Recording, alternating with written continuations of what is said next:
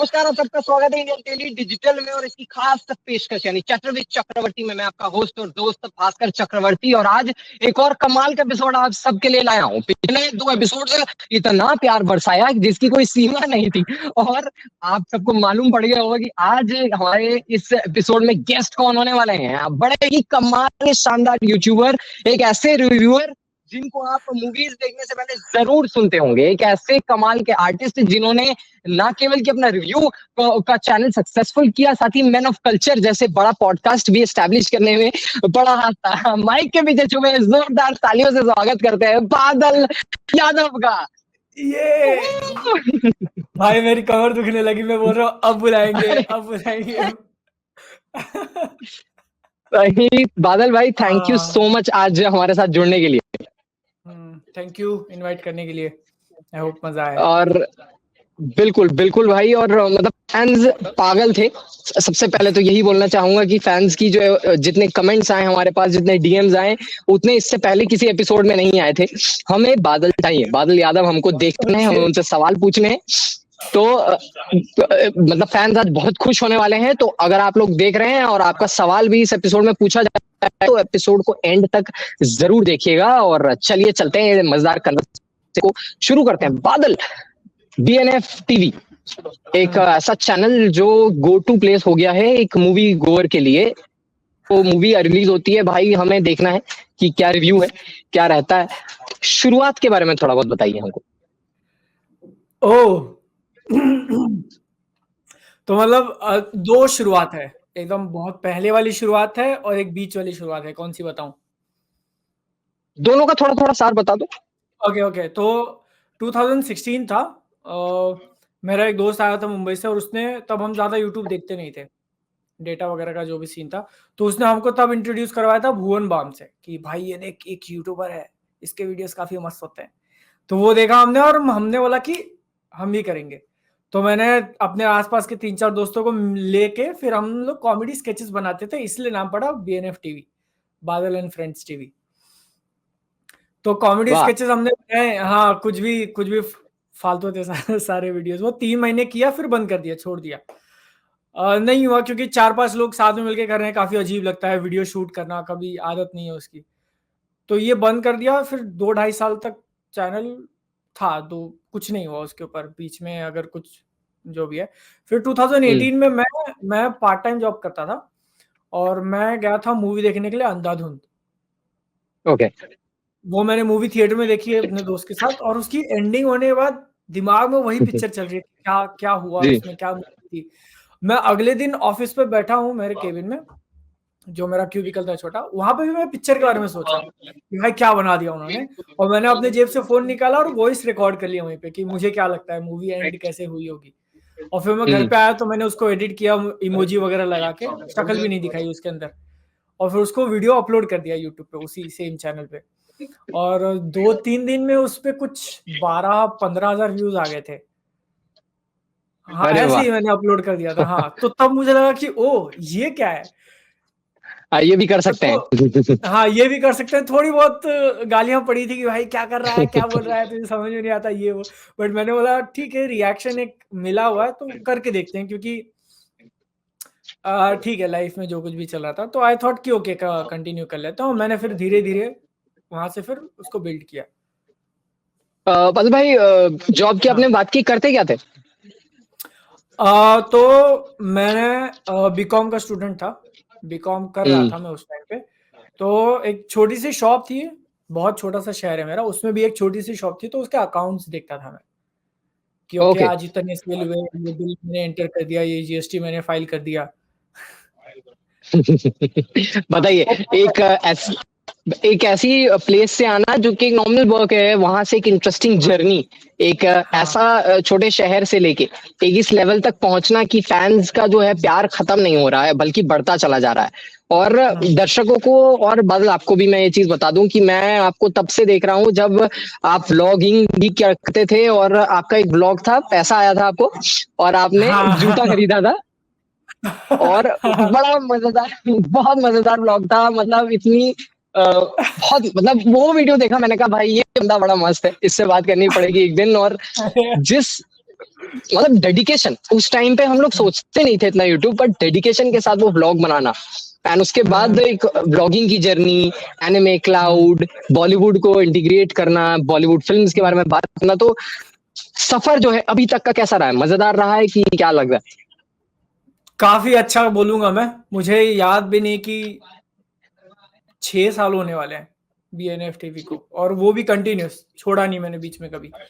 तो कंटिन्यूस 6 साल होने, और मुझे नहीं, अभी मैं सोच रहा हूँ तो मुझे नहीं ध्यान में आ रहा कि 6 साल निकल कहाँ गए मेरे, जो कि एक तरीके से स्कैरी भी है। कभी कभी लगता है कि यार जिंदगी बर्बाद तो नहीं कर रहा हूँ मेरी, कि टाइम निकला जा रहा है और मैं कुछ कर नहीं रहा हूँ, क्या है ये, बस वीडियो बनाना घर में बैठ के।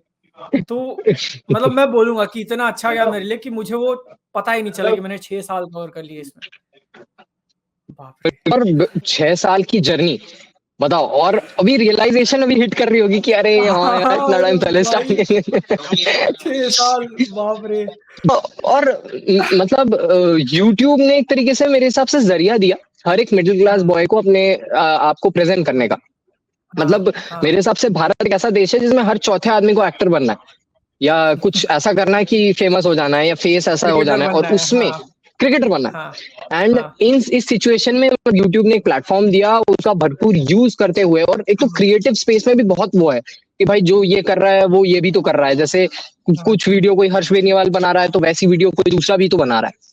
तो वो स्टैंड आउट करना लोगों के बीच में, उसमें इंसान को अपना एक अंदाज शायद देना पड़ता है, जिसके चलते लोगों को पसंद आता है। और बादल भाई मैं तो यही कहूंगा कि मुझे और ढेर सारे फैंस को आपका ये अंदाज बहुत पसंद आता है। तो मतलब ये जो आपका एक थिएट्रिक्स है, जिसे बात करते हो, कभी कभी ऐसा लगता है जैसे अपने दोस्त से ही बात कर रहे हो, तो एक हमें भी वो चीज फील आती है कि यार ये तो अपना बड़ा भाई जैसा है, हमको चीज बता रहा है, तो हमको बड़ा अच्छा लगता है। तो अच्छा से ये थोड़ा थिएट्रिक्स वाली रुचि रही है, या कैसे ये चलते चलते डेवलप हुआ, बाद में क्या रहा है? हाँ। तो मैंने जब वो मूवी वाला मैंने डिसाइड किया था कि ओके अब इसको मैं परस्यू करके देखता हूँ कि कैसा है, तो मेरा पहले से ही क्लियर था कि भाई मैं कोई क्रिटिक नहीं हूँ, मैं कोई अपने आप को बहुत बड़ा ऐसे शोशा किया भाई मुझे ही सब कुछ आता है और मैं जो बोल रहा हूँ वही सब कुछ सही है। तो मेरा पहले से क्लियर था कि उस तरफ नहीं जाना है मुझे। मुझे मूवीज पसंद आती हैं, और मैं उस टाइम पे जैसा मेरा नेचर था, 21-22 साल का था मैं, और ठीक है आप बोले जा रहे हो इंटरनेट पे, क्योंकि उसके कोई रिप्रकशन नहीं है, आपके सामने लोग नहीं आते बोलने के लिए कि तूने ऐसा कैसे बोल दिया, आप अपने घर में बैठ के जो मन में आ रहा है बोल रहे हो। तो मैंने वैसे स्टार्ट किया था कि मतलब इनिशियली स्टार्टिंग में थोड़ा नर्वस जरूर था मैं, कैमरा फेस नहीं किया था, तो एक बार वो आदत हो गई तो फिर उसके बाद मेरी पर्सनालिटी मैंने उसके अंदर डाल दी कि जैसा है लोग जज कर रहे हैं, अच्छा लग रहा है खराब लग रहा है, बट मुझे मजा आ रहा है बनाने में तो मैं बना रहा था। और आई थिंक लोगों को बहुत हाँ मजा आया। हाँ, और आई थिंक मतलब यूट्यूब या सोशल मीडिया पे भी आप जो भी कंटेंट बनाओगे वैसा ही सेम कोई और बना रहा होगा, जो बिल्कुल चीज आप बोल रहे हो वो कोई और बोल सकता है, तो आपको वही चीज डिफरेंशिएट करती है कि आपकी पर्सनैलिटी। बिल्कुल, और पर्सनालिटी का वो झोंका आपने डाला, और जिस तरीके से जो तरकारी बनी है मसालेदार एकदम, जिस तरीके से लोगों ने पसंद किया है, बिल्कुल। और मतलब मुझे लगता है कि शायद आपका सबसे पहला रिसेप्शन जो है ऑडियंस का वो यही रहा है जब आप कॉलेज में थे, वो भी शायद आपका व्लॉग में था कि आप स्टेज पे चढ़ रहे हैं, फ्रेशर्स पार्टी थी या क्या था, जिसमें आपको बुलाया था स्टेज पे, और लोग कह रहे हैं बादल, वो जो एक फैंडम वाली चीज है। तो मतलब रियल लगता है, मतलब लोग अब आके मिलते हैं, बोलते हैं सर बिग फैन, बड़े टाइम से फॉलो कर रहे हैं, जैसे मैं भी आपको बोल रहा हूँ, तो एक अलग वाइब आती है। क्या लगता है अंदर से? अभी भी जितना भी 6 साल हो गए और लोग मिलते रहते हैं, बट अभी भी मुझे नहीं समझ में आया कि मैं रिएक्ट कैसे करूं। तो अगर कोई भी आके बोल देता है कि मैं तुम्हारे वीडियोस देखता हूँ, तो मैं सिर्फ हंसते रहता हूँ और मुझे नहीं पता कि मुझे बोलना क्या चाहिए। नहीं बिल्कुल, और मतलब ये चीज एक्चुअली समझने में समय लगता है ये चीज को, कि भाई हमने कुछ कर लिया है ऐसा कि लोगों को पसंद कर रहे हैं। मतलब पिछले एपिसोड में मोहित ने बड़ी मजेदार बात की कि मुझे जब बुलाते हैं तो मुझे कभी अप्रिशिएट करते हैं इन सब चीजों को लेके, तो मुझे हिट ही नहीं करती वो चीज, मुझे खुद ही रियलाइज नहीं होता मैंने ऐसा कुछ कर लिया। और फिर उसके बाद इस लेवल का मतलब फैंडम, इस लेवल का जो है क्रेज, रिव्यू के लिए लोग इंतजार कर रहे हैं भाई। कमेंट आता है फर्स्ट की बादल भाई हम आप ही के रिव्यू का इंतजार कर रहे थे। तो एक कमाल की बिल्कुल फैन फॉलोइंग रही है, और फैंस की बात कर रहे हैं, और फैंस का सबसे बड़ा सवाल अगर ना पूछे तो सब नाराज हो जाएंगे, बादल भाई बिजली कहाँ है? बिजली अभी पता नहीं यार, अपनी जिंदगी में मस्त है, जब आएगी जिंदगी में गिरेगी और तेल का बचेगा तो हमको ही पता चलेगा कि हाँ ये रही बिजली, मिल गई बिजली। तो ये बिजली के पीछे की कहानी क्या है, ये बादल की बिजली वाला जो ये चक्कर है? वो वही है कि हाँ बादल की बिजली हो गया, वो बादल बरसा बिजली जो गाना आया था ना, तो उसके बाद बहुत लोगों ने मुझे प्रताड़ित किया वो गाना भेज भेज के, टैग कर करके कि भाई ये देख तेरे ऊपर बना है, तो वहीं से बिजली का आया कि बादल की बिजली कौन है। अब मतलब मैं अपनी वो वाली पर्सनल लाइफ ज्यादा शेयर नहीं करता हूँ इंटरनेट के ऊपर, तो आई थिंक वो एक क्यूरियोसिटी भी है लोगों के अंदर कि कौन है, पता नहीं कौन है। तो भाई बिल्कुल, और मतलब पता नहीं कौन है, पर हम तो यही उम्मीद करते हैं कि जल्दी जल्दी आपके जीवन में आए, बढ़िया सी, ठीक है, वधु आए और अच्छे से स्वयंवर वगैरह हो आपका। ये तो हमारी उम्मीद रहती है, फैंस बहुत प्यार करते हैं बादल भाई। और जिस दिन सॉरी इंटरप्ट कर रहा हूँ मैं, जिस दिन मिलेगी ठीक है उस दिन मैं डाल देगा पोस्ट कि भाई बिजली मिल चुकी है, जस्ट की तैयारी करो। नगर में ढिंडोरा पिटवा दो मामा। हाँ बिल्कुल। बस भाई ये तो चैनल की शुरुआत की बात हो गई है, इन सब की बात हो गई। अब थोड़ा बहुत बॉलीवुड के बारे में अब हम बात कर लेते हैं। मतलब कमाल का, सबसे पहले तो reviews, all hats off to you, बहुत शानदार तरीके से रिव्यू करते हैं। चैलेंजेस क्या क्या फेस करने पड़ते हैं इन जनरली, मतलब जब आप कर रहे हैं, क्योंकि सुबह आपको उठना है, फर्स्ट डे शो देखना है, उसके बाद आपको रिव्यू भी करना है, फर्स्ट थिंग्स फर्स्ट, शाम हो गई, देर हो गई, तो लोग बोलते हैं यार हमें भी जाना है, जल्दी रिव्यू करो, इतना देर क्यों हो गया, डिले क्यों हो गया, तो प्रॉक्सिमिटी जो है उसको नोटेड रखना पड़ेगा। क्या आपको क्या चैलेंज पड़ता है वैसे? हाँ, इनिशियली मतलब जब मैंने डिसाइड किया कि ओके अब से मैं फ्राइडे उसको मूवी देखूंगा और उसकी वीडियो बनाऊंगा हर फ्राइडे को देखकर, तो जो मैं पहली मूवी देखने जाने वाला था और मैं 5 मिनट बैठ के सोच रहा हूँ कि ओके अब मुझे जाना है मूवी देखने के लिए, अब मैं मूवी देखने जा रहा हूँ, मैं अकेला जाने वाला हूँ, और मैं 5 मिनट तक सोच रहा हूँ और फिर मैंने देखा कि अरे शो का टाइम निकल गया, नहीं जाता हूँ, तो मैं नहीं गया। पहले दिन जब मैंने इतना नर्वस था कि मैं अकेले मूवी देखने कैसे जाऊं, क्योंकि तब तक तो ठीक है, आपको अगर पिक्चर देखनी है तो आप दोस्तों को पूछते हो कि चल साथ में, और कोई नहीं है तो प्लान ड्रॉप कर देते हो। बट उस टाइम पे मुझे ये वीडियो करना था तो मैंने इसलिए हिम्मत जुटाई थी, और जब वो मोमेंट आया तो मैं नहीं गया पहले हफ्ते। फिर अगले हफ्ते जो मूवी आई थी, कौन सी थी, थग्स ऑफ हिंदुस्तान थी शायद, या उसी के आसपास की कोई पिक्चर थी, तो मैं वो फिर उसकी स्टार्टिंग में भी वही 5 मिनट तक कि जाऊं नहीं जाऊं, मैंने बोला कुछ नहीं होता है, चल। और वो काफी अजीब एक्सपीरियंस था ऑनेस्टली, अकेले जाके अकेला टिकट लेना और अकेले बैठ के देखना। बट अब इस चीज की आदत हो गई, अब तो पूरा हफ्ता ही उसके अराउंड प्लान होता है कि ओके इस फ्राइडे को मूवी आ रही है तो मुझे फ्राइडे को कुछ नहीं करना है। अगर दोस्तों के साथ कहीं घूमने जाना है, कोई त्योहार भी आ रहा है, घर में मेरी जरूरत हो तो भी मैं बोल देता हूँ कि नहीं, फ्राइडे को मूवी में मैं पहले पिक्चर देखूंगा और फिर बाद में जो भी है बाकी का काम करेंगे। जैसे होली, कई बार होली के दिन ही मूवीज लग जाती हैं और होली सुबह खेलते हैं सब लोग, बट मैं नहीं, मैं मूवी देख के मैं 3 साढ़े 3 बजे जब मैं खाली होऊंगा तो उसके बाद खेलूंगा मैं होली। तो एक तरीके से बंद जाते हैं हाँ, तो इस वो रूटीन में। डेली लाइफ का पार्ट हो चुका है कि अब मैं अगर वो नहीं करूंगा तो मुझे लगता है कि कुछ मिसिंग है मेरी जिंदगी से। नहीं ये तो है ऑफ कोर्स। और बॉलीवुड एक ऐसी चीज है, फिल्में एक ऐसी चीज है, तो एक आम आदमी, एक नॉर्मल ऑडियंस देखना बेहद पसंद करता है, देखता रहता है। और देखने से याद आया, बॉलीवुड का अभी तक बुरा समय चल रहा था।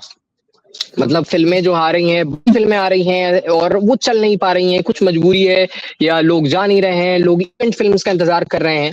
और हाल फिलहाल में एक ऐसे समय पे एक बड़े क्लैश बीच में एक ऐसी फिल्म आती है जिसने सबको अपनी तरफ खींच लिया। मैं बात कर रहा हूँ स्त्री 2 की।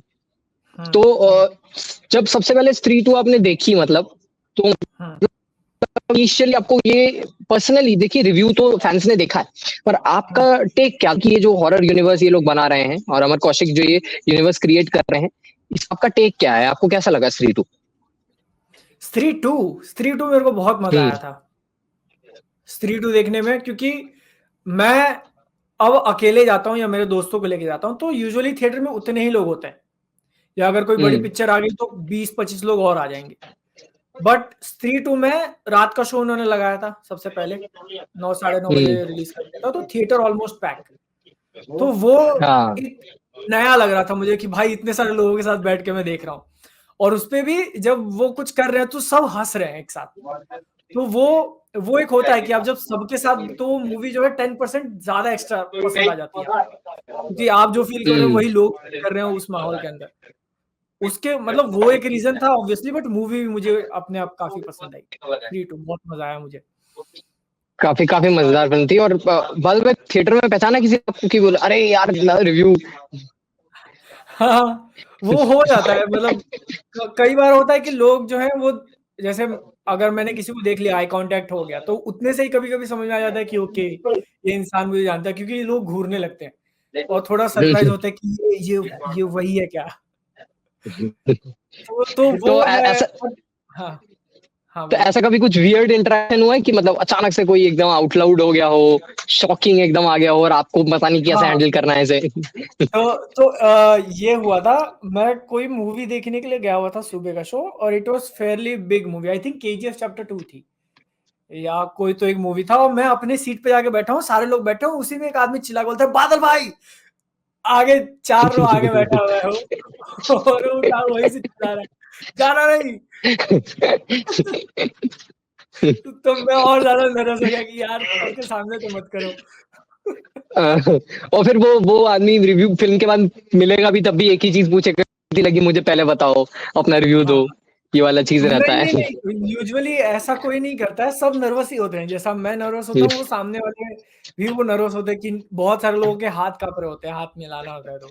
सेल्फी लेने जाते हैं तो उनका वो हाथ, मैं बोलता हूँ भाई क्यों इतने और नर्वस देख रहे हो क्यों हो? भाई, मतलब बाद में मानना पड़ेगा आपको भाई, प्लस टेन अरे थाउजेंड और नहीं, हो नहीं, गया भाई, ये तो सुने। नहीं, मेरी गुत्ती फटी रहती है, मुझे नहीं समझ में आता मैं क्या बोलूँ, मैं सिर्फ हँसते रहता हूँ। नहीं भाई, आपकी हंसी भी बहुत प्यारी है। और इसी तरीके से जो है हंसते रहो, तरक्की ऐसी ही करते रहो भाई। और मतलब स्त्री टू तो हमने बात कर ली, अच्छी लगी और मुझे भी खैर बहुत पसंद आई। स्त्री टू अच्छी फिल्म थी, जिस तरीके से बॉलीवुड को एक नई दिशा में ले जाया जा रहा है वो। और बॉलीवुड की बात करते हैं और उसमें टीजर ट्रेलर बहुत सारे थे। स्त्री में बात करते हैं छावा की, और हुँ, विकी कौशल, एक ऐसे हुँ, एक्टर जिन्होंने सॉलिडिफाई कर लिया भाई अपना स्टैंड की यार। क्या पर सैम बहादुर जैसी फिल्म जब एनिमल के साथ क्लैश करने के बाद बॉक्स ऑफिस कलेक्शन भी ला रही है, शानदार परफॉर्मेंस भी कर देखने को मिल रही है, और सरदार हुँ, उद्धम। और उसके बाद अभी एक एकदम अलग अवतार, एकदम लंबे बाल दाढ़ी, एकदम छत्रपति महाराज संभाजी का किरदार जो है वो निभा रहे हैं। तो हुँ, थिएटर में देखा था आपने आपने थिएटर में देखा था शायद, ये मुझे यस, याद है, आपका हाँ, रिएक्शन में चेक हाँ, कर। तो हाँ, ओवरऑल मतलब कैसा कैसा लगा, मतलब टीजर ओवरऑल? हुँ। तो विकी कौशल का मैं पहले बहुत बड़ा फ़ैन था। मैंने उनकी लव पर स्क्वायर फुट देखी थी, पहले जो आया हुआ था, उरी से भी पहले। तब से मेरा हम्म ऐसा था कि ओके, मतलब नोटिस में आ गए थे वो कि ये एक्टर हैं जो भी है। तो और ऐसे में अभी रिसेंटली जहाँ पे भी अगर वो किसी इंटरव्यू में जा रहे हैं या कहीं जा रहे हैं, तो उनका वो जो बियर्ड वाला लुक अगर दिख जाता था, तो मैं क्यूरियोसिटी जग गई थी कि ये कौन-सी मूवी के लिए? क्योंकि वो लुक हम्म काफ़ी दमदार था, बियर्ड, इतने लंबे बियर्ड वगैरह में। और फिर मुझे पता चला कि छावा ये लोग बना रहे हैं, और छत्रपति संभाजी महाराज के ऊपर उनकी कहानी वगैरह, तो मैं एक्साइटेड था पिक्चर के लिए पहले से।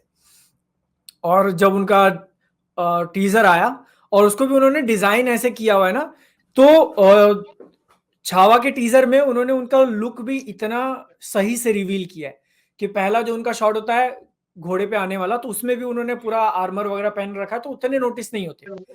पहला उनका जो शॉट है, सबको ऐसे चिल्ला के आना कि छावा, और उस टाइम पे तुम उनका पूरा लुक देखते हो कि बियर्ड है और हम्म बाल है, और वो बहुत इम्पैक्टफुल था कि एक इंसान और उसको लोग घेरे हुए हैं और उसी में वो लड़ाई कर रहे हैं। तो वो स्केल दिखाना काफ़ी मुश्किल होता है, और आई थिंक आरआरआर ने वो बहुत सही किया था, जो रामचरण का हम्म इंट्रोडक्शन वाला सीन था। हाँ, इंट्रोडक्शन। हाँ, तो वो बेशक। याद दिला दी मुझे कि भाई अकेला इंसान और पूरे भीड़ के बीच में बिल्कुल। छावा बहुत impressive और था। थिएटर रिसेप्शन कैसा था, मतलब लोग पैक थिएटर में कैसे रिएक्ट किए छावा के टीजर? हाँ, मैं खुद, मेरे खुद को गूज़बम्प्स आए थे, और अभी सोच के भी आ रहे हैं वापस से, और उस टाइम पे भी लोग ऐसे थे कि ओह! क्या देख लिया। और हम लोग जैसे विकी कौशल की बात कर रहे हैं, तो ये वही इंसान है कि पिछले तो सैम बहादुर हो गए पिछले साल, फिर अभी कुछ महीनों पहले हम्म उन्होंने गुड न्यूज़ दी, जो कि एक हम्म कॉमेडी मूवी है, और उस पूरी पिक्चर में सबसे अच्छा पार्ट वही थे। बाकी पूरी पिक्चर उतनी अच्छी हम्म नहीं थी, but Vicky Kaushal was the highlight, कि उनकी कॉमिक टाइमिंग और जो लोगों को हँसाना वगैरह, और उसके बाद डायरेक्ट किए। तो एक्टर के अंदर रेंज काफ़ी ज़्यादा है, बहुत ज़्यादा है। बिल्कुल, बिल्कुल, और काफ़ी पोटेंशियल है, रेंज है, और मैं तो यही उम्मीद करूँगा कि ये फ़िल्म भी चले। पुष्पा जो है, वो भी हाँ। पोस्टपोन शायद होने नहीं वाली है, तो एक बड़ा क्लैश रहेगा कि क्या नहीं रहता है। यार, मत करो, मत करो। भाई हम दोनों को तो फर्स्ट ही जाना है देखने। तो और भाई रिव्यू जो है देखने में किसी भी फ़िल्म का बड़ा मज़ा आता है। मैं खुद पिछले 5-6 साल से रिव्यू कर रहा हूँ। हालाँकि भाई आपकी सफलता जो है वो मुझको मिली नहीं है, पर आपका आशीर्वाद रहा तो वो भी हो जाएगा। पर जो फ़िल्म रिव्यू करते-करते मित्र मिल जाते हैं, कुछ लोग मिल जाते हैं जिनसे थॉट मिलते हैं कि भाई हाँ, भाई इससे मिल रहा है, इससे मैच हो रहा है। मोहित और पीजे से जो दोस्ती है आपकी, इसकी शुरुआत कैसे हुई? तो जैसे आप वीडियो डालते हो, ठीक है, आप अपने हुँ, घर में बैठ के वीडियो डाल रहे हो, तो सजेशन में आपको किसी और का वीडियो आ गया सेम टॉपिक पे या सेम जॉनर के अंदर, तो आप नोटिस करते हो कि ओके, ये एक और क्रिएटर है जो वीडियोस बनाता है, ठीक है। तो वैसे देख देख के फिर एक दूसरे को फॉलो करना, फिर अगर कुछ हो गया तो छोटी मोटी बात हो जाती है कि ओके, ये ऐसा हुआ वैसा हुआ। तो ऐसे में जितना मुझे याद है, मैंने अपने चैनल पे एक सीरीज चालू करी हुई थी, बोल बच्चन, जिसमें मैं क्रिएटर्स को हुँ, ऐसे ही बुला के इंटरव्यू लेता था और फालतू के सवाल पूछता था, कुछ भी सीरियस नहीं था। तो उसपे मैंने पहले पीजे को बुलाया, फिर मोहित को बुलाया था क्या? आई थिंक मोहित को बुलाया था, हाँ बुलाया था। तो वहां से मेरी ज्यादा जान पहचान हुई और मतलब मैंने तब बात करी तो फिर लगा कि ओके, ये भी थोड़ी बहुत सोच मैच हो रही है। और फिर उसके बाद यहाँ वहाँ ठीक है, थोड़ी बहुत बात होती रही, और एक डीसी का फैंडम का लाइव इवेंट था जिसमें हुँ, वो स्ट्रीम कर रहे थे और उन्होंने मुझे इनवाइट किया हुआ था, तो वहां पे हम तीनों पहली बार साथ में आए। और वो ओके। स्ट्रीम का ऐसा था ना कि हम लोग एक्सपेक्ट कर रहे हैं कि वो लोग सारे ट्रेलर मूवी वगैरह अनाउंस करेंगे और हम रिएक्ट कर देंगे, बट उनका बहुत लंबा खिंच गया। बीच में वो कॉमिक्स भी हुँ, अनाउंस कर रहे हैं और कुछ तो वो डल गया था उनके इवेंट हुँ, में। हमने हुँ, जो है तीनों की केमिस्ट्री ने ऑडियंस बांध के रखी हुई थी। रात के 1 बजे हम लोग स्ट्रीम कर रहे हैं, फिर भी 2,500-3,000 लोग देख रहे थे उसको हुँ, लाइव। तो वो देखकर कि मे बी ये जो कंटेंट 3 लोग बैठ के बात कर रहे हैं और इतने रात को भी इतने लोग लाइव देख रहे हैं। तो इस बिल्कुल। चीज़ को और कई महीने रुककर सोचा इसके बारे में कि क्या चलेगा। मैं एक दूसरा उस टाइम पे पॉडकास्ट देखता था, तो उससे हुँ, काफ़ी इंस्पायर्ड हो गया मैं कि ओके, मे बी ऐसा कर सकते हैं। तो अब मुझे याद है दिसंबर का महीना था और मैंने ऐसे ही पे ग्रुप बना दिया, जो मुझको ऐड करके, और पहला मैसेज था कि boys, I have a plan या आई हैव एन आइडिया। तो फिर वहाँ मैंने उनको बताया कि हम लोग ऐसे-ऐसे कर सकते हैं, ये रहेगा, ये ऐसे रिकॉर्ड करेंगे, ये करेंगे, वो करेंगे। उनको अच्छा लगा आइडिया, उन्होंने बोला ट्राई करते हैं। और मुझे याद है कि जब हमने पहला एपिसोड शूट किया था मैन ऑफ कल्चर का, तो उस टाइम पे एडिटर था नहीं, जो मेरा दोस्त एडिट करता है वीडियोस, वो था नहीं, वो गाँव गया हुआ था। तो मैन ऑफ कल्चर का वो पहला पॉडकास्ट मैंने खुद एडिट किया 2 ढाई घंटे, अपने सारे वीडियोस अरे बना के। और वो दिसंबर का मंथ था, नो वे होम आने वाली थी, तो अ, अपने खुद के चैनल के वीडियोस भी बनाने हैं। हाइप में है, तो जितने ज़्यादा बनाओगे उतना अच्छा है, और उसी के बीच में मैं वो एडिट कर रहा हूँ और फिर वो उसके थंबनेल बनाए हैं। तो आई थिंक पहले 2 एपिसोड मैंने एडिट किए थे, बाद में जब एडिटर आया तो उसने फिर टेक ओवर कर लिया।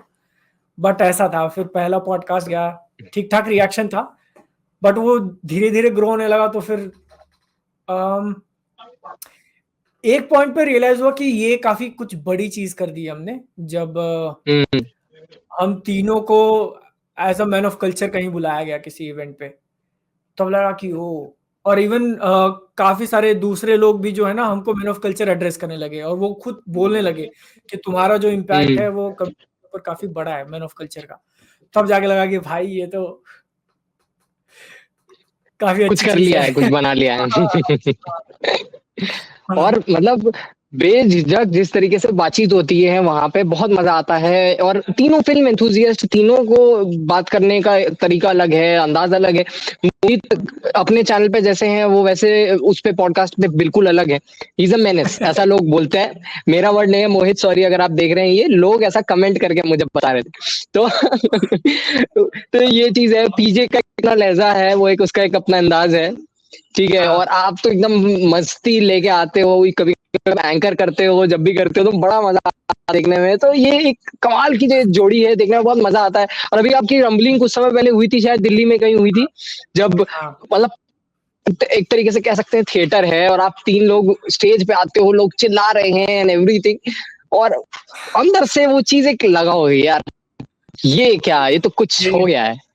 हाँ वो हमने काफी प्लान सोचा था कि पहले जाके ऐसा ऐसा करेंगे, और हमने साइड में नीचे मॉनिटर लगाया हुआ था पॉइंट्स के लिए कि अच्छा ये पॉइंट है, फिर ये बात करनी है, ये बात करनी है। और जैसे हम लोग स्टेज पे गए, सारा कुछ भूल चुके हैं, तीनों के तीनों भूल चुके हैं। और वो स्क्रिप्ट भी हम लोग देख रहे हैं ना कि ये बात करनी है, तो हमको बात करने दिया नहीं जा रहा है, क्योंकि अच्छा। एक चीज जो हमने नहीं सोची थी कि हम जो भी बोलेंगे लोग पलट के जवाब दे देंगे, सामने बैठे हुए हैं वो, और वही हो रहा था। हम अगर कुछ बोल रहे हैं तो उनका सामने से आ रहा है, फिर हम बोल रहे हैं क्या क्या बोला क्या बोला। तो वो पूरा बहुत क्योटिक हो गया था स्टार्टिंग में। तो नई नई फीलिंग थी स्टेज पे जाना, और सब अपने ही लोग हैं, चिल्ला रहे हैं, चीयर कर रहे हैं।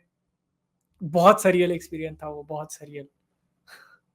और डेफिनेटली बड़ा मजा आया होगा उसमें, आपको भी, दर्शकों को, तो सबको, मैंने पूरा देखा, मुझे भी बहुत मजा आया। और इसी तरीके की जो वीडियोस हैं माल भाई, बहुत एक्साइट करती हैं। एंड एक और चीज जो मुझे खास तौर पे एक्साइट करती है एज अ सिनेफाइल, वो ये है कि अगर कोई फिल्म रिलीज हुई है तो मैं उसका बॉक्स ऑफिस कलेक्शन वगैरह जो है, डिटेल्स उसका एनालिसिस देखता हूँ, करता हूँ कि भाई हाँ ये देखते हैं कितना कमाती है, या बजट का वो जो चक्कर है ये। आपके वो खास कुछ एनालिसिस वीडियोस आने के बाद जीवन तो और सरल हो गया है, आसान हो गया है हम लोगों के लिए, कि भाई पता चल जाता है कि ये है कि अच्छा भाई, भाई इसका ये हिसाब है, उसका वो हिसाब। मतलब आपका ये चीज, मतलब वो अकाउंटिंग वाले डेज से है, या आपको एक अचानक से ऐसा आइडिया आया कि हाँ भाई चलो करते हैं? मेरा जो है ना, मैं बचपन से मैथ्स में काफी अच्छा हूँ। बचपन से मेरी मैथ्स बहुत सही है। स्कूल में जो भी है पेपर में मार्क्स वगैरह, वो मेरा सबसे स्ट्रॉन्ग सब्जेक्ट हुआ करता था मैथ्स का। और मुझे खुद बहुत ज्यादा पसंद भी है मैथ्स, कैलकुलेट वगैरह करना, इतना कि मुझे याद है चेन्नई एक्सप्रेस आई हुई थी शाहरुख खान की, और उस टाइम पे मेरे पास वो बटन वाला फोन था जो नोकिया का। तो मैं उस पे रोज, ठीक है, सुबह 12 बजे या 1 बजे कॉलेज से आता था, स्कूल से आता था, जो भी है जैसा भी है, मैं रोज, एक वेबसाइट था कोई मुई, मैं उस पर रोज देखता था कि क्या कलेक्शन आया, क्या कलेक्शन आया, इतना रोज रिफ्रेश कर रहा हूँ पेज का। तो बॉक्स ऑफिस बिल्कुल। नंबर्स का तो पहले से ही इंथुजियाज्म था ही, और मूवीज के बॉक्स ऑफिस का और भी ज्यादा। बट इसका कंटेंट मैंने काफी टाइम तक सोचा नहीं, फिर एक दिन ऐसे ही अचानक से आइडिया आता है कि बना के देख लेते हैं, और बनाने के बाद फिर लोगों को पसंद आया, तो फिर कंटिन्यू किया उसको। बिल्कुल, और जिस तरीके से एनालिसिस है, और खास तौर पे जो स्क्रिप्ट आप लिखते हैं अपने वीडियो के लिए, उसमें और मजा आता है देखने में कि यार हाँ, एक एनालिसिस क्या है, नंबर्स ही तो हैं, एक टेबल ऑफ नंबर्स हैं, और उसको मजेदार तरीके से प्रेजेंट करना भी एक टास्क है, और वो भरपूर तरीके से आप करते हैं, बड़ा मजा आता है भाई। और मतलब इस तरीके से जब रहता है ना सिचुएशन, बॉलीवुड का जो सिचुएशन है वो काफी ट्रिकी, क्योंकि कभी कुछ वर्क कर रहा है, कभी कुछ नहीं कर रहा है। मतलब इस टाइम में मुझे लगता है कि पूरी इंडस्ट्री सब कंफ्यूज्ड बैठे हैं कि हमें नहीं मालूम कि क्या वर्क कर रहा है, क्या नहीं कर रहा है, हम करके देख लेते हैं कुछ, ठीक है, और क्या पता वर्क कर जाए, है ना, ये वाला सिचुएशन चल रहा है। तो कुछ अंडरडॉग्स भी हैं। इसमें मैं ऐड करना चाहूंगा, जो मैंने नोटिस किया है पिछले 2-2.5 सालों में, कि एक चीज जो पक्का काम कर रही है, श्योर श्योर हिट आपको ला के देगी या अच्छा पैसा कमाएगी, वो ऐसी मूवीज हैं जिनका पोस्टर या टीजर ट्रेलर देखने के बाद लोगों को लगेगा कि ये कुछ यूनिक है, कुछ डिफरेंट है। अगर ऐसी कोई मूवी है, वो किसी भी एस्पेक्ट में हो सकती है, जैसे करीना कपूर और कृति सैनन तब्बू की क्रू आई थी।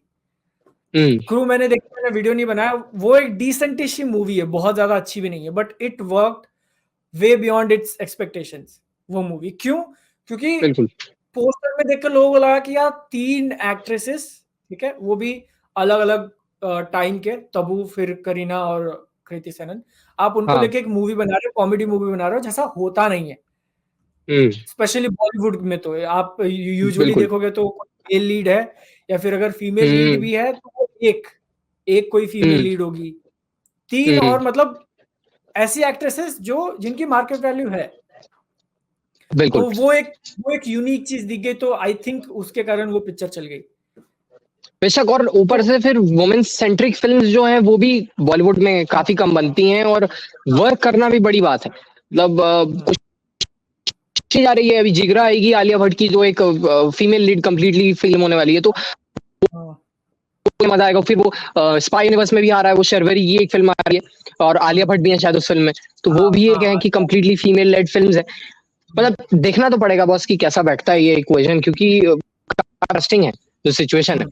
और ऐसे में बॉलीवुड को टक्कर दे रहा है साउथ बेहतरीन तरीके से। मलयालम इंडस्ट्री खास तौर पे, मतलब मलयालम इंडस्ट्री ने इस साल कमाल करके दिखाया है। मतलब छोटे से कम बजट के कम स्केल की फिल्म्स ने इतनी बेहतर कंटेंट दिया है, इतना बेहतर तरीके से उन्होंने स्क्रीन प्ले का इंपॉर्टेंस लोगों तक समझाया कि भाई अच्छा हाँ ये होती है अच्छी पिक्चर। लोगों को रियलाइज हुई कि यार इतना वो वर्क है, मेहनत है। ऑफकोर्स महाराजा एक फिल्म है जो तमिल इंडस्ट्री से आई, वो कमाल थी। महाराजा जो देखा आपने, मतलब क्या लगा? मतलब एकदम वो जैसे आइडिया लग गया था, आसपास के लोगों को बात करते हुए मैंने देखा था कि भाई ट्विस्ट है ये वो, तो मैं पहले से वो माइंडसेट के साथ गया था कि मुझे ट्विस्ट देखने मिलेगी।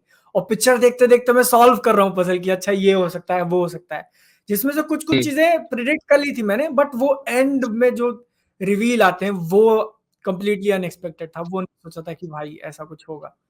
और मूवी का ऐसा है कि वो आपको स्टार्टिंग से है ना, जो अच्छी थ्रिलर्स होती हैं जो आपको एंगेज करके रखती है, उनका ये होता है कि आपको स्टार्टिंग से एक इमेज दिखाती है कि अच्छा ये पिक्चर ऐसी चल रही है और ये क्वेश्चन है हमारे सामने, और आपका ध्यान उस तरफ भटका के रखेंगे और एंड में आपको कुछ ऐसी दूसरी चीज दिखा देंगे जो लगेगा कि वो भाई इधर तो सोचा ही नहीं।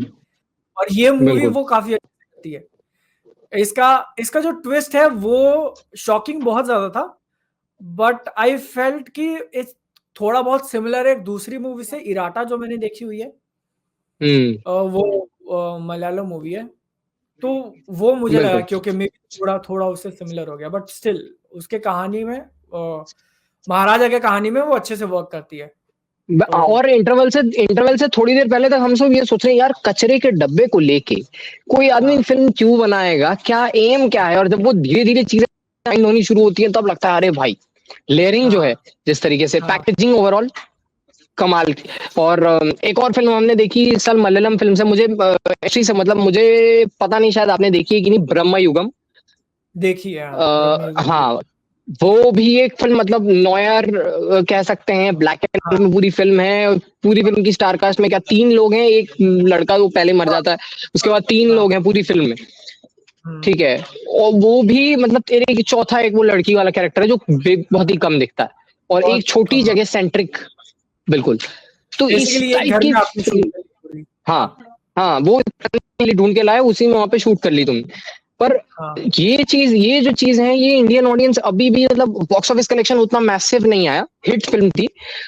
तो हॉलीवुड में तो ऐसी फिल्में कई बन चुकी हैं, बाहर फॉरेन जगह में भी बन चुकी हैं। भारत में कब ऐसी फिल्में पेस पकड़ेगी कि हाँ ऑडियंस ऐसा कंटेंट भी देखना पसंद करेगी?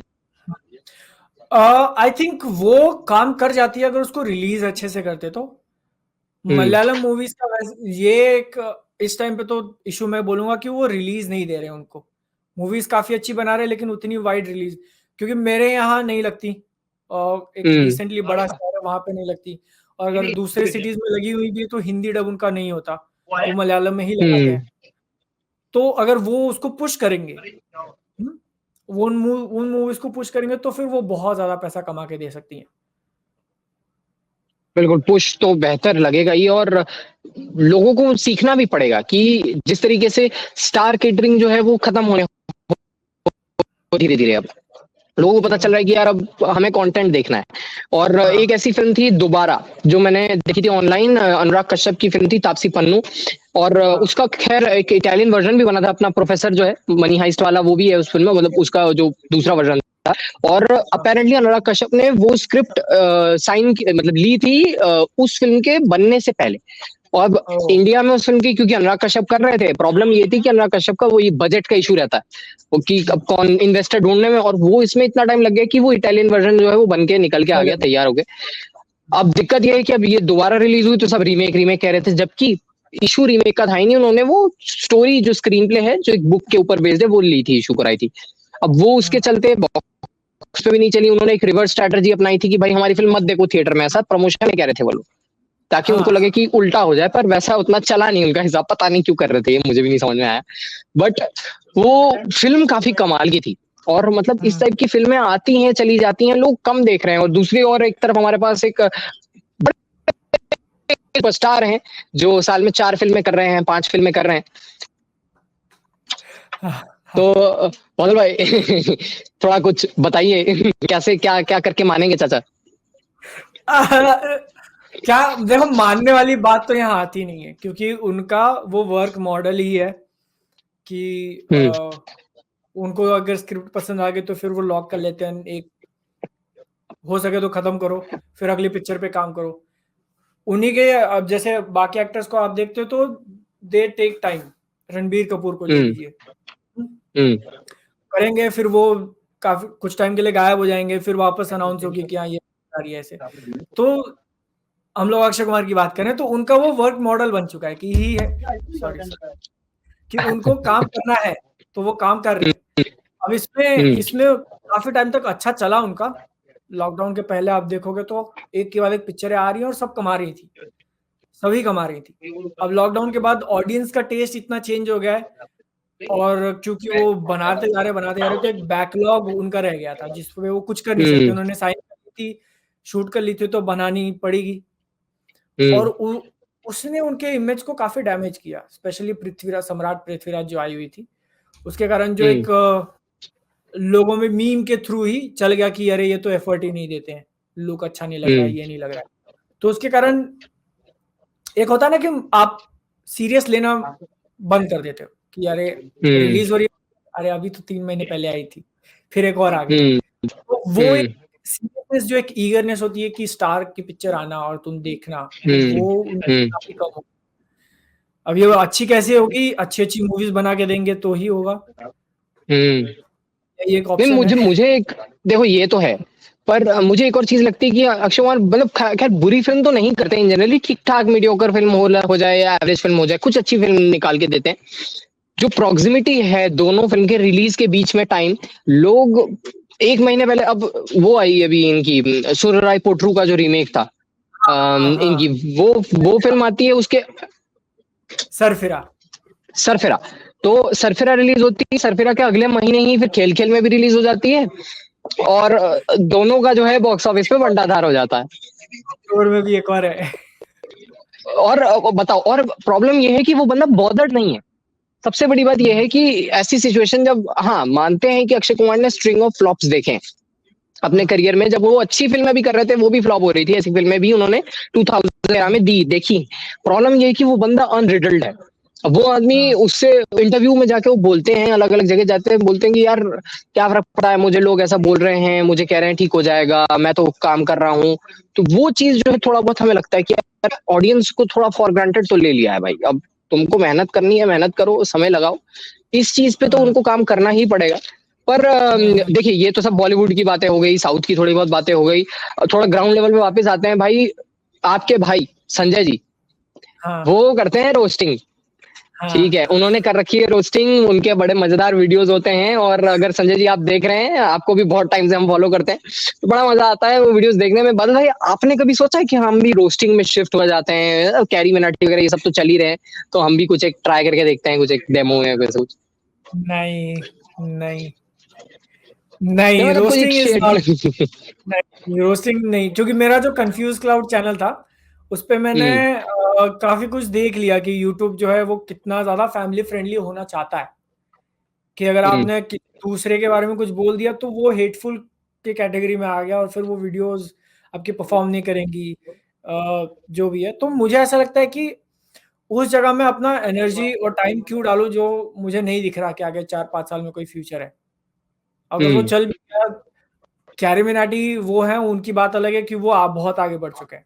इवन इफ अगर उनकी वीडियो डिमोनेटाइज हो जा रही है तो स्पॉन्सर्स हैं, he can still, but roasting is, unless you roast in a way कि बहुत ज्यादा ऑफेंड तो कर सकते हो, बट यूट्यूब उसको ना पकड़ पाए ऐसे वे में। अगर आप रोस्ट कर तो फिर मे बी रोस्टिंग चल सकता है, वरना फिर आपको वो इतना डाइल्यूट करना पड़ेगा कि लोग बोलेंगे अरे भाई इससे अच्छा तो मेरा 12 साल का भाई बोल देता है या बेइज्जती वो करता है।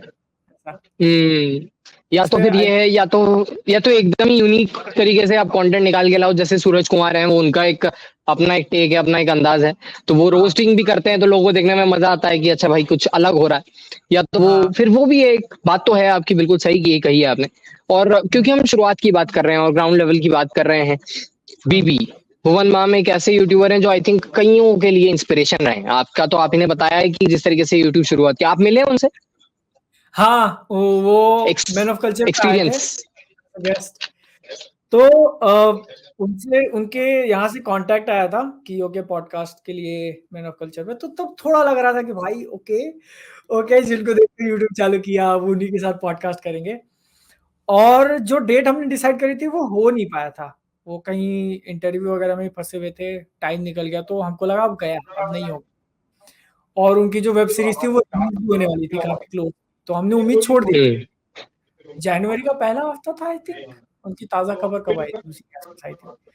हाँ जी। फिर हाँ, फिर एक दिन अचानक से वापस से मैसेज आता है कि ओके आज रात को वो फ्री है।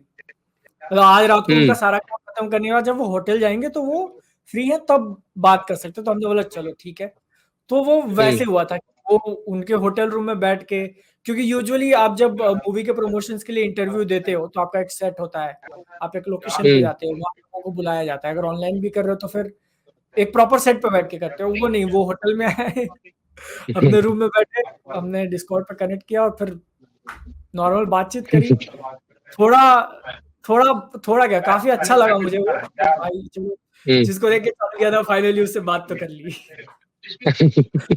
और मतलब इंटिमिडेटिंग पर्सनालिटी है। मतलब थगेश जी तो बोलते हैं कि उनका जो पहला एपिसोड था रोस्ट का, उसमें वो खुद वो स्क्रिप्ट से ऊपर नीचे हो गया था उनका थोड़ा, क्योंकि एक ऐसी पर्सनालिटी है जिसने सबको मोटिवेट किया है मोस्ट डेफिनेटली।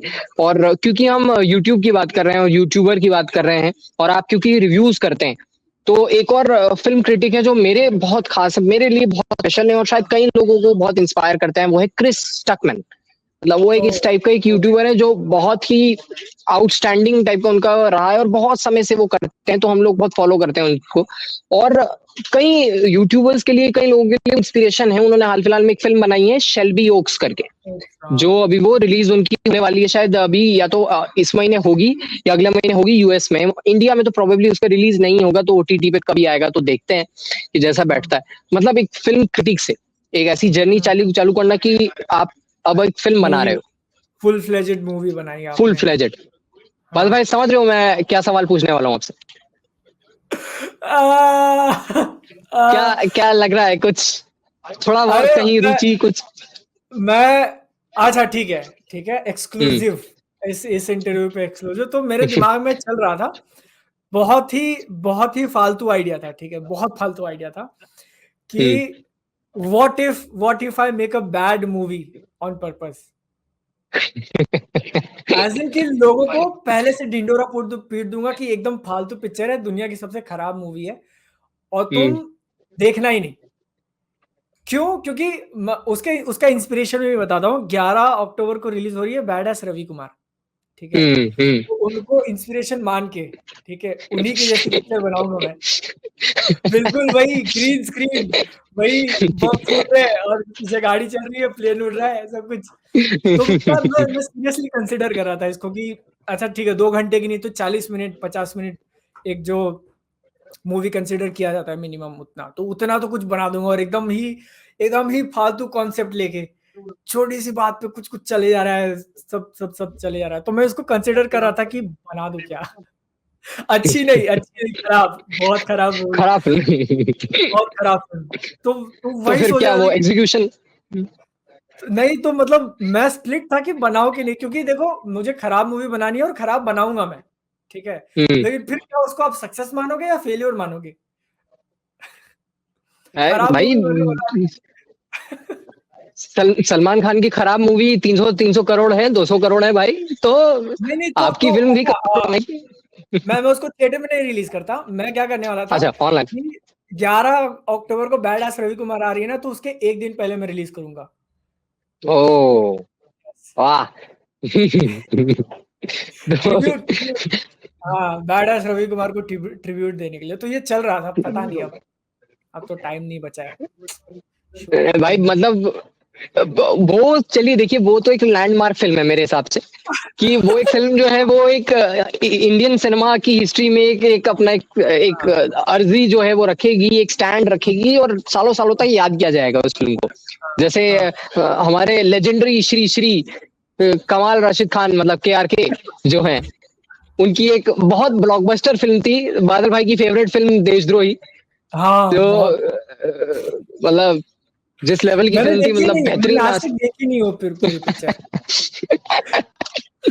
कैसे मतलब इस समय आपका ये स्टेटमेंट सुन के के बोल रहे हैं मगर क्यों, मैंने क्या बिगाड़ा? आपने कुछ नहीं बिगाड़ा सर, हमारी गलती है जो हमने देख ली।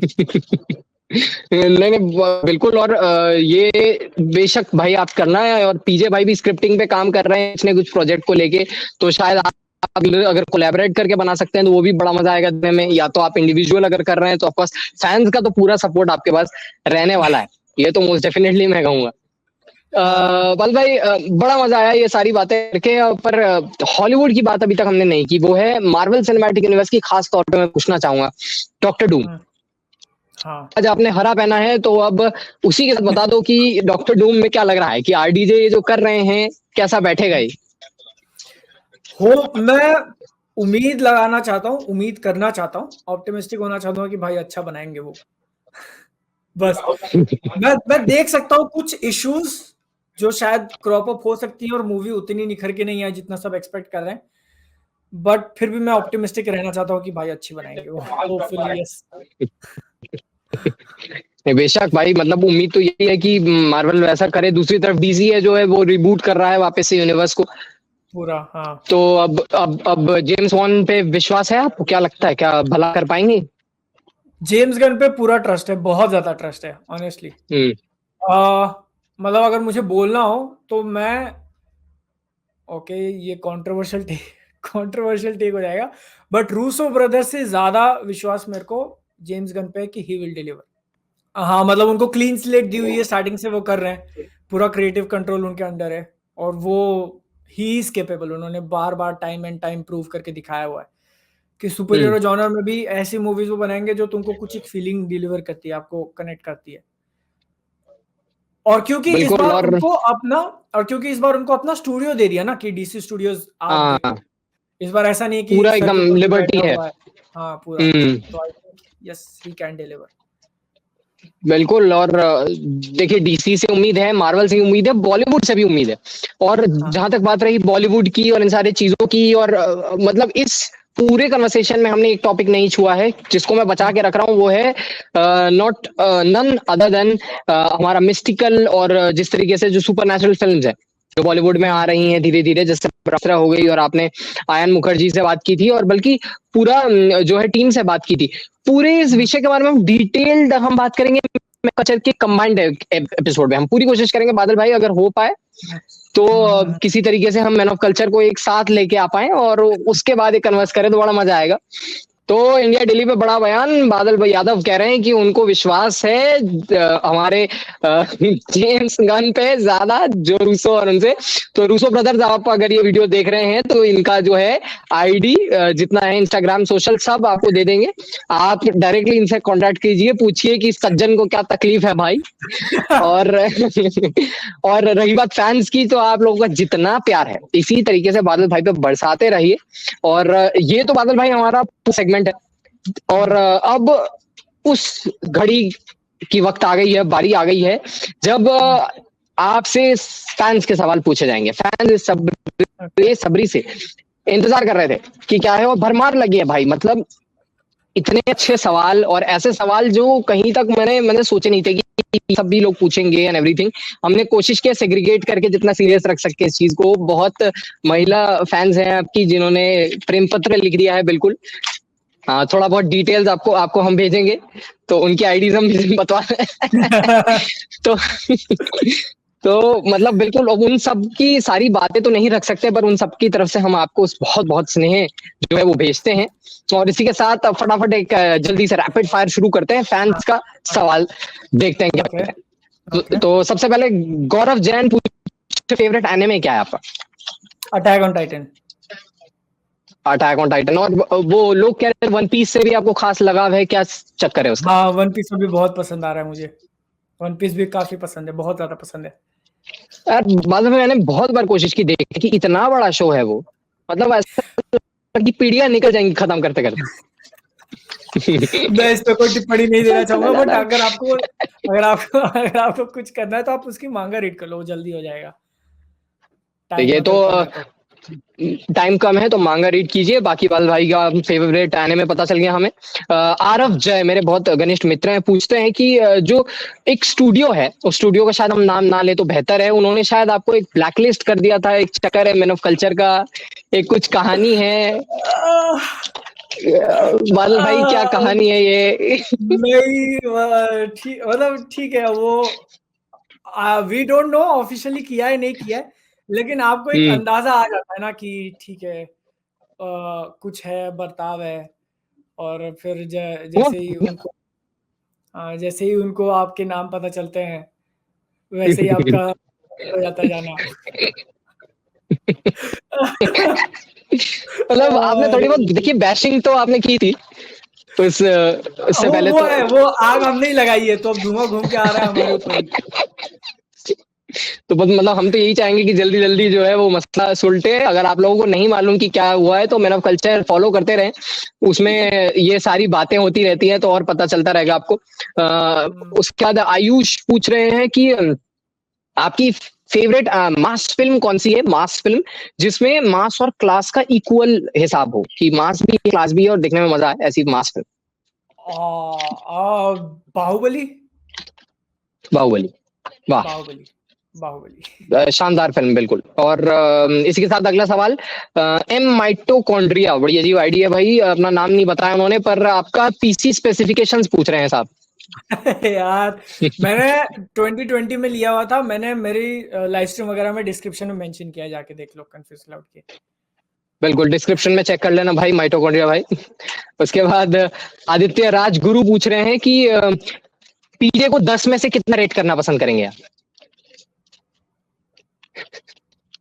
पीजे को एज अ क्रिएटर 10 में से कितना अच्छा, रेट एज ए करना क्रिएटर पसंद रेट करेंगे? करना है, ओके ओके ओके।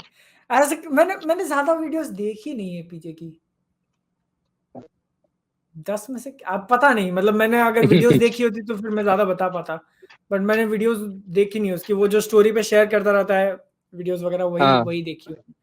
मैं चलिए जब ऑनेस्टली, हाँ। नहीं नहीं बिल्कुल ऑनेस्टली, अगला जैसे ही मैन ऑफ कल्चर साथ में बैठता है आपकी और पीजे भाई की मैं लड़ाई करवाने वाला हूँ इस मुद्दे बिल्कुल पे कि बिल्कुल। ज्यादा वीडियो देख रहे हैं। इसके बाद कृष्णा चौहान पूछ रहे हैं कि यूट्यूब चैनल खोलने का, नया स्टार्ट करने का कुछ टिप्स एंड ट्रिक्स दे दो, जिस तरीके से जो मूवी रिव्यूज हम कर सके। वही है, अपनी पर्सनालिटी लाओ वीडियो के अंदर, वो सबसे बड़ा ब्रह्मास्त्र है कि लोग आपकी पर्सनालिटी से कनेक्ट करेंगे तो ज्यादा बेटर होगा, क्योंकि आप जो बोलोगे वो कोई और पहले से बोल के बैठा हुआ है। तो चीज जो बिल्कुल। आपको अलग करेगी वो आपकी पर्सनालिटी है। तो कृष्ण भाई उम्मीद करते हैं आपको अपना सवाल का जवाब मिल गया होगा। अगला सवाल है जिशन का। जिशन पूछ रहे हैं कि कभी आप फ्यूचर में यूट्यूब छोड़ेंगे क्या, कभी कोई प्लान है कुछ और करने का? पता नहीं यार, जिंदगी अब यही बन गई है, रोज सुबह उठो यही करो। हाँ, अगर यूट्यूब ने हमको छोड़ दिया, बंद हो गया, या फिर तब तब मे बी दूसरा कुछ देखा जाएगा, बट अभी के लिए तो यही है। बिल्कुल। और अर्थ नायक पूछ रहे हैं कि फिल्में देखना या एनिमे देखना, इनमें से कोई एक चीज अगर आपको चुननी हो for the rest of your life, तो क्या हाँ, छोड़ना पसंद करेंगे, मतलब क्या देखेंगे, क्या पिक करेंगे, एनिमे या फिल्में? एनिमे। हाँ एनिमे के लिए एनिमे खास प्रेम देखूंगा है मैं। आपको। हाँ हाँ, बहुत बहुत। मतलब फैंस जानते हैं ऐसे, इसलिए ट्रिकी सवाल ऐसा पूछते हैं कि भाई क्या बात है। निहाल निहाल पूछ रहे हैं कि पॉडकास्ट में मैच्योरिटी कब लाओगे भाई? कभी नहीं। मतलब तुम और चाहते हो कि तीनों सीरियस बैठ के कुछ सीरियस बातें कर रहे हो 2 घंटे तक, तुम देखना पसंद करोगे वो? नहीं, खुद ही पसंद आती है। भाई आपके फैंस ऐसे हैं जो आप कुछ भी करेंगे कैमरा के सामने आ जाएंगे, तो यूट्यूब के सलमान खान है आप, लोग देखना पसंद करेंगे। अरे बाप रे। इसी के साथ प्रिंस पूछ रहे हैं कि फ्यूचर का क्या प्लान है यूट्यूब के लिए, कुछ आगे करने का कुछ बड़ा प्लान है, कोई चीज आप रिवील करना चाहें? रिवील अभी नहीं होगा, अभी उसको टाइम है काफी, 6 7 8 महीने में भी लगेंगे, बट तो माना भाई समझ रहे हो कुछ बड़ा आने वाला है, और बिल्कुल आप या तो कीजिएगा बन पीजिएगा। जाएंगे, हाँ, या तो बन जाएंगे या बर्बाद हो जाएंगे। देखिए काफी लाइफ चेंजिंग चीज होने वाली है, तो जब अगली बार कुछ रहेगा तो बादल भाई से पता चल ही जाएगा हमको। सूर्या ठाकुर पूछ रहे हैं कि कौन सी मूवी फ्रेंचाइज आपको बेहद पसंद है, जैसे मिशन इम्पॉसिबल हो गई है, ऐसे दूसरी फ्रेंचाइज होंगी, कोई फ्रेंचाइज जो आपको बेहद पसंद? मार्वल ही ले लो। मार्वल के अंदर कैप्टन अमेरिका वाली जो 3 उसकी आई हुई थी। हाँ, कि थोड़ा जॉन विक ग्राउंडेड भी है थोड़ा। हाँ वो, हाँ ग्राउंडेड है। जॉन विक काफी पसंद है। बिल्कुल, पर जॉन विक तो मतलब हाँ टेक्निकली तो खत्म हो गया उसका यूनिवर्स, मतलब नहीं नहीं नहीं, आ रहा है। आगे होने वाला 5 कुछ की आ बात रहा चल है रही है। 5 की बात चल रही है अभी। नहीं, और उसके साथ साथ उनके जो क्रिएटर्स हैं, किल का उन्होंने लाइसेंस ले लिया, तो हॉलीवुड रीमेक करने वाले हैं। तो वो एक बड़ा काफी बड़ी खबर थी जब आई थी वो चीज। डेफिनेटली आपको जवाब मिल गया होगा अपने सवाल का भाई। इसके बाद अश्मीर 2024 की सबसे खराब फिल्म कौन सी अभी तक की? इंडियन दिमाग में आया मेरे, इंडियन 2। बहुत बहुत हाँ, बुरी पिक्चर। इंडियन 2। अच्छा। और बड़े मियाँ छोटे मियाँ कैसे भूल गया मैं, अरे बाप रे, वो भी तो खराब थी, वो भी आ, बहुत खराब थी। आ, भाई क्या बात है। इसी के साथ लकी पूछ रहे हैं कि इसके आगे क्या लिखा है? हाँ, बिहा कब करोगे बादल बाबू? पता नहीं यार, पता नहीं। जैसे ही मत जैसे पूछो, बिजली आ तुम जाए जिंदगी में। वही डिप्रेशन में डाल रहे हो तुम ये क्वेश्चन पूछ के।